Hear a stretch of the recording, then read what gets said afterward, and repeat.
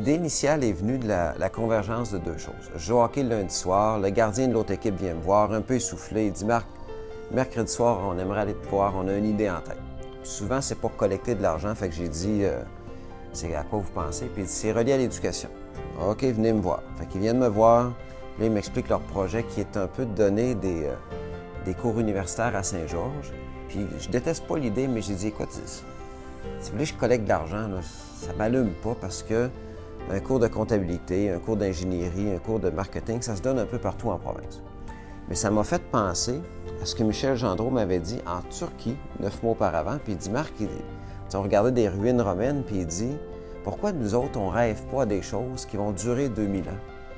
Pourquoi les Romains, eux autres, ils ont fait des choses qu'on admire encore aujourd'hui, puis nous autres, par chez nous, on s'ostine pour un bout de trottoir qui va être à refaire dans 15 ans. J'ai parlé aux gens qui voulaient collecter de l'argent. J'ai dit, l'idée, on pourrait faire de Saint-Georges un endroit qui est relié à l'éducation, qui est relié à l'entrepreneurship. Puis, c'est là, j'ai fouillé un petit peu après ça.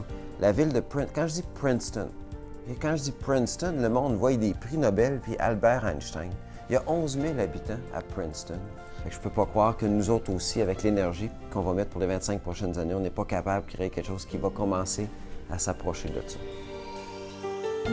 On n'a pas de grandes forêts, on n'a pas beaucoup de matières premières. Notre pétrole ici, c'est l'entrepreneuriat.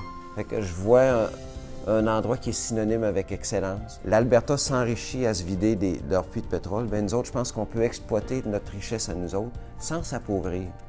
Puis, en fait, le rêve, c'est que des gens du Nouveau-Brunswick, de Sainte-Marie, de Trois-Rivières, de Montréal disent « Je suis vraiment fier, mon fils ou ma fille ont été acceptés à Saint-Georges. » Il y a eu 200-300 applicants, ils en ont choisi 25, je suis vraiment chanceux d'être ici. Puis que ça devienne vraiment où l'excellence entrepreneuriale se développe au Québec.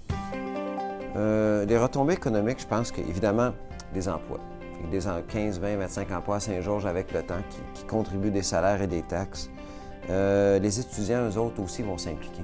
Parce qu'une des choses qu'on demande, c'est que les étudiants qui viennent à Saint-Georges s'impliquent dans le milieu, dans des organismes à but non lucratif, qui participent à la vie économique et sociale de la région.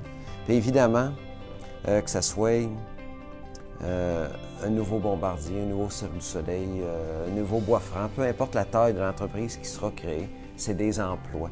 Pour la Beauce, pour le Québec, pour les régions qui vont avoir contribué des étudiants à notre école, il va y avoir beaucoup de création de richesses à moyen et à long terme. 25 ans, on va avoir un beau party dans 25 ans. On ne peut pas s'empêcher d'avoir l'idée des vieilles universités, mais je vois un mur avec tous les anciens gradués. Je vois des gens célèbres au travers de ça. Je vois un tableau qui dit « À ce jour, on a créé 32 000 emplois ». Je vois des anciens étudiants qui reviennent partager leur passion avec les nouveaux qui rentrent. Je vois qu'on a 1200 applicants par année pour soixantaine de postes. Je vois qu'on a vraiment créé quelque chose qui est reconnu à travers la francophonie. Je vois les gens de Saint-Georges regarder ça en disant « Ça prend un peu de courage, mais on est riche parce qu'on a créé ça. » Ça fait que c'est ça que je vois.